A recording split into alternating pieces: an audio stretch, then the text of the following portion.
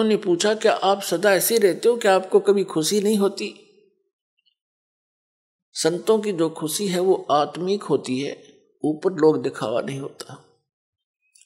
नानक साहब जी कहते हैं, साध मिले साढ़े साधी होंदी और विछड़ जाए दिलगिरी वे, अख दे नानक सुनो जहाना मुश्किल हाल फकीरी वे।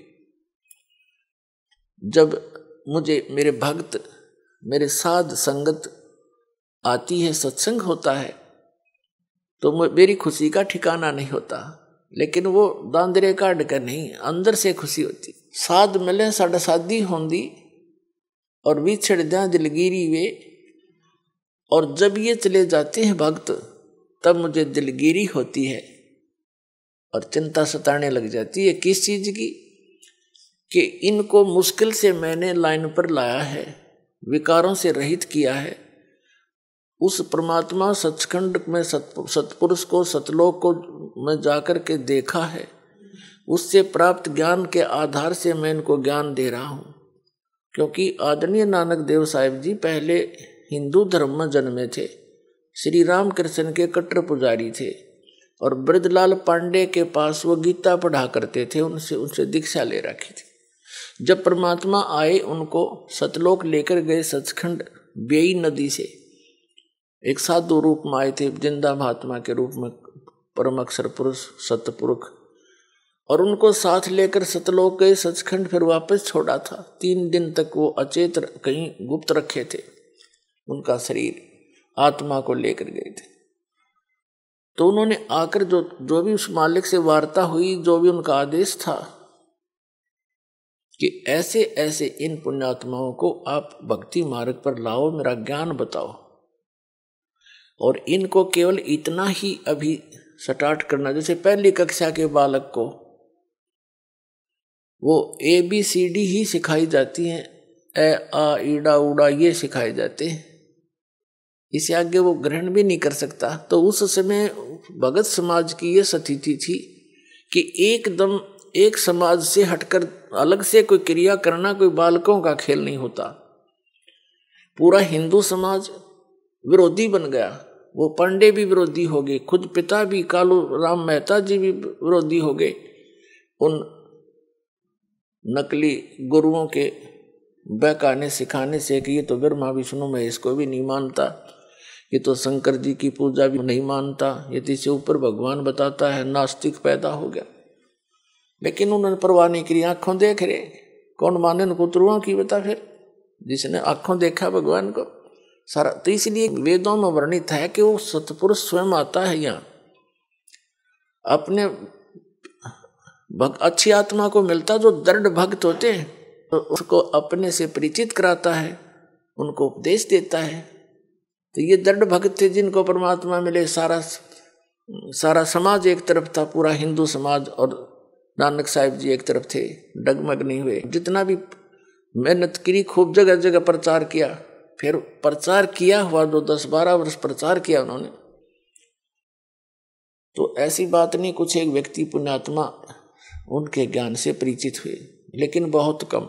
फिर वो एक स्थान पर रहने लगे, अपने घर पर ही 16 वर्ष अपने घर पर रहे, फिर अपना खेती का कार्य भी करते थे और सत्संग भी करते थे।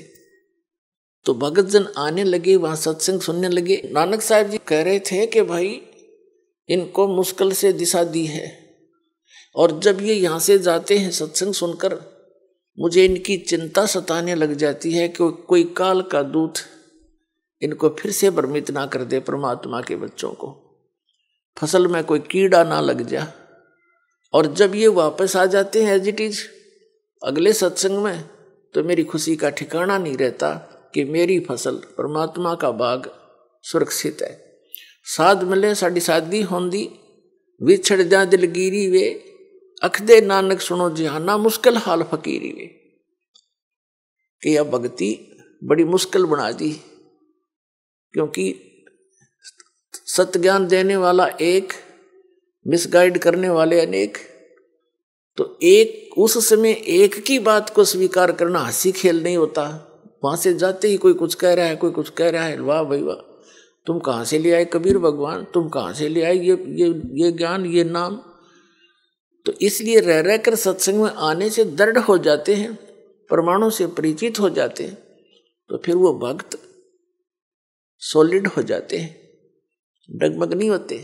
तो हम इसलिए भय नहीं मानते अन्यों को मरते हुए देखकर भी, क्योंकि हमें तत्व ज्ञान नहीं, हम बालक जैसे हैं। 10 बच्चे हों छोटे छोटे और खेल रहे हो, साथ में गड्ढा हो, 10 के 10 गिर जाएंगे उसमें। एक गिर गया, दूसरा भी खेलता खेलता तीसरा भी, क्योंकि उनको पता है नहीं ये मर रहे हैं, तू बच जा। उनकी इतनी बुद्धि काम करती ही नहीं।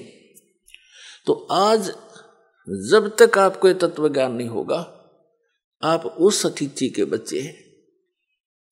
अब इस ज्ञान से आपकी बुद्धि विकसित होगी, फिर डर लगेगा, डर लगेगा तो उसका समाधान भी होगा। तो इसी प्रकार परमात्मा हमें ये ज्ञान कराना चाहते थे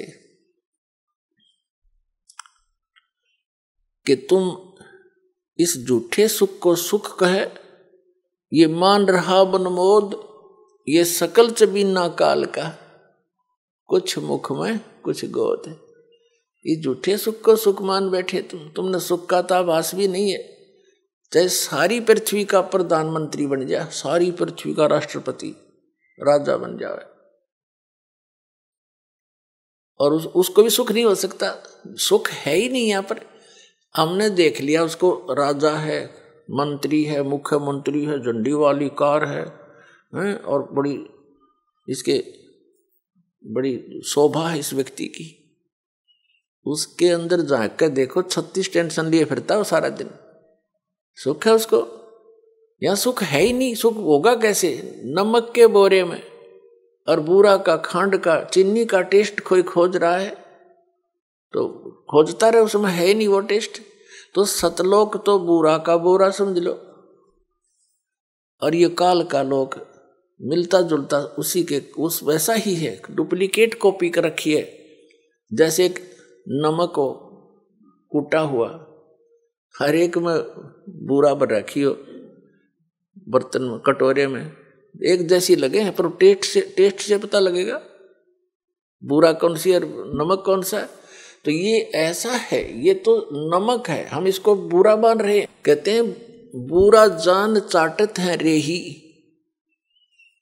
यहाँ के जितने भी सुख हैं स्वर्ग महास्वर्ग तक के, ये तो रेही चाटना है। रेही माने जैसे जिस जमीन के ऊपर सफेद सफेद फफूंदी सी हो जाती है उसको रेही बोलते हैं हमारी देसी लैंग्वेज में।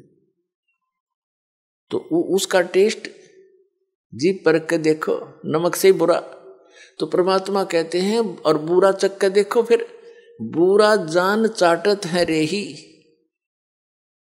ये इस सुख को सुख मान रहे, ये तो उस परमात्मा सतलोक के सुख के तुलना में बुरा और रेही यानी नमक समझो, इतना अंतर है। नमस्कार जी। नमस्कार सर। सर क्या नाम है आपका?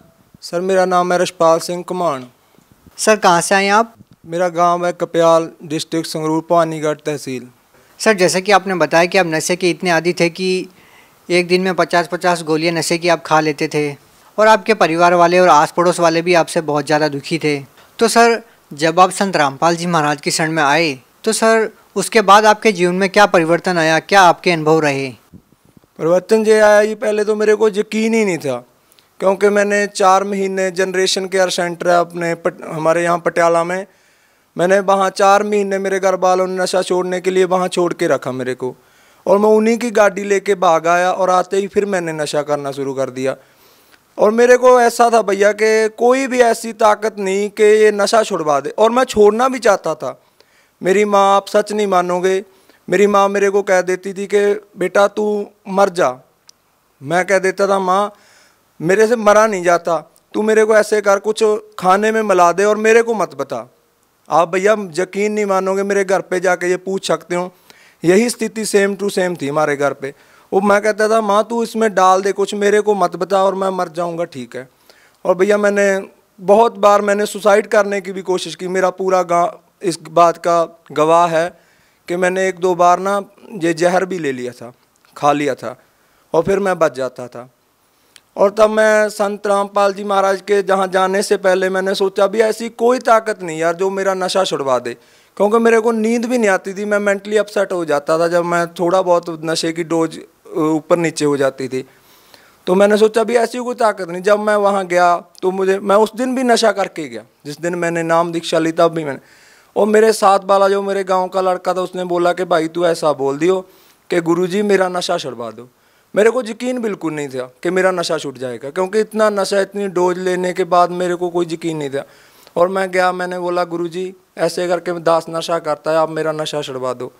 गुरुजी बोले, सिर पे हाथ रखा कि बेटा आज के बाद तू नशा नहीं करेगा। और भैया जब संत रामपाल जी ने महाराज जी ने मेरे सिर के ऊपर हाथ रख के कहा कि बेटा तू आज के बाद नशा नहीं करेगा, और भैया वो दिन है और आज का दिन है, मुझ को इतनी नफरत होगी नशे से कि नशा करना तो दूर, मैं किसी को ले आके भी नहीं देता। और जो गांव वाले मेरी गली मोहल्ले के लोग थे जो मेरे से बात करना भी पसंद नहीं करते थे, और आज मेरे से वो हंस हंस के बोलते हैं कि भैया तू आदमी बंदा बन गया, तू हमारे गांव में कहते हैं कि ये बंदा बन गया, अब कहते हैं कि तू बंदा बन गया यार, पहले तू इंसान नहीं था, एक हैवान था। सर और क्या लाभ मिले आपको संत रामपाल जी महाराज से नाम दीक्षा लेने के बाद? सर जी इससे बड़ा लाभ क्या हो सकता है। एक जिसे जो मरा हुआ आदमी, हमारे आप मेरा नंबर नोट कर लो, मेरे गांव में जाके पूछ लो, मेरे गांव वाले ये कहते थे कि ये आदमी नहीं बचेगा, कुछ भी कर ले कोई। दुनिया के लिए इससे ज़्यादा बड़ी मिसाल क्या हो सकती है कि एक नशेड़ी को नशा छोड़ना सबसे बड़ी, जो भी मेडिकल नशा, कोई भी ऐसा डॉक्टर नहीं था। मेरे घर वालों ने मेरे को डॉक्टरों को भी दिखाया, वो डॉक्टर कहते थे, अपनी बात बता रहा हूँ हकीकत में, कि वो कहते थे कि भैया इसका पता क्या करो, आप इसको थोड़ी सी अफीम दो और शाम को इसको इंग्लिश का दिया दो, दारू का एक दिया दो, अगर ये नहीं इतना नशा नहीं लेगा तो इसको अटैक आ जाएगा। आज मैं देख लो अपना सारा खेती का काम करता हूँ, कुछ अपनी ज़मीन है, कुछ मैं ठेके पे ले लेता हूँ, कम से कम 60-70 बीघा की खेती कर रहा हूँ। जबकि वो कहते थे कि ये बच ही नहीं पाएगा, इसको अटैक आ जाएगा यदि इसने नशा छोड़ दिया। इससे बड़ा लाभ क्या होगा। और मेरे माता पिता आज भी कहते हैं कि यदि वो आपके गुरुजी संत रामपाल जी महाराज जी आपके ऊपर दया ना करते तो 2 महीने भी नहीं जी सकता था। जी धन्यवाद। नमस्कार।